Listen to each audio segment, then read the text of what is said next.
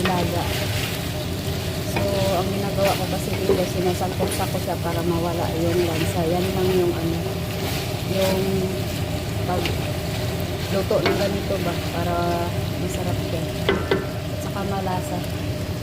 Ayan, so lalagyan na natin ng sabaw. Ilalaga natin to, depende sa kung kailan siya lalambot. Kasi hindi ko kasi tansya kung bata pa or may edad na tong laham na ito. So, intayin na lang natin na lumambot siya.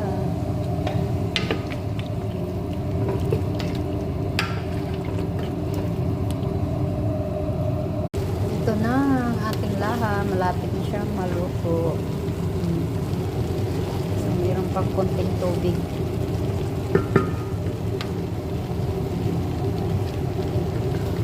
Masbos. Laham. Konting tubig pa. So, pain-in na lang siya. Kasi may tubig ko siya konti. Tapos, okay na. Ito naman yung ating sauce.